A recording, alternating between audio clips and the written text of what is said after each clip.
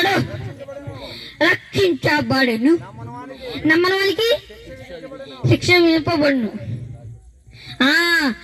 నమ్మి first point ఏంటంటే నమ్మి బాప్తిజం పొందినవాడు రక్షింపబడును. ఫస్ట్ పాయింట్ అది ఏంటి? నమ్మి బాప్తిజం పొందాలంట. ఏం చేయాలి?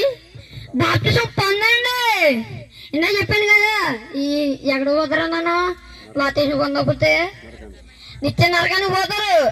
అగ్ని ఆగదు, పురుగు చావు. అక్కడ పురుగులో మంటలు పడితే చాలు, ఇక్కడ చావుతాయి, చచ్చిపోతాయి. అక్కడైతే చావు, అలా కాదు. చూసారా ఎంత బాగుందో? అగ్ని ఆగదు, పురుగు చావదు. చూసారా? నమ్మండి, అందుకే బాప్తిజం పొందండి.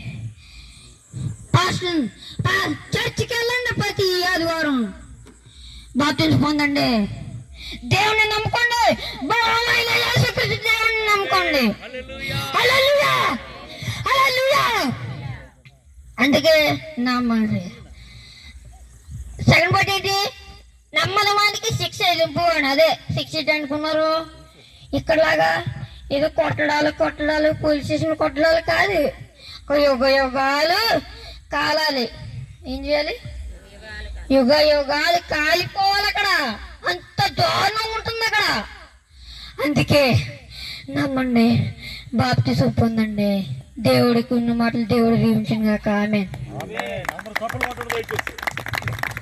దయచేసి అందరూ కూడా చప్పలు కొట్టి దేవుని స్తుతించుకుందాం. దేవునికి స్తోత్రం. హల్లెలూయా.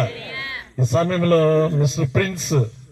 మాస్టర్ ప్రిన్స్ చక్కని మాటలు దేవునికి వాక్యం నుంచి బోధించారు. మన దేవుడు ఎలాంటి దేవుడు అండి?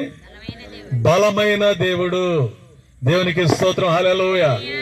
బలమైన దేవుడు కనుక దయచేసి తర్వాత దేవునికి వాక్యాన్ని అందించడానికి దాన్ని ఆనుకుని దైవజనులు సహోదరులు ప్రేమభూషణ్ గారు ఉన్నారు. వారు కూడా కొద్ది మాటలు తెలియపరుస్తారు. ఈ సమయంలో ఒక ప్రత్యేకమైనటువంటి పాట మనం విందాం.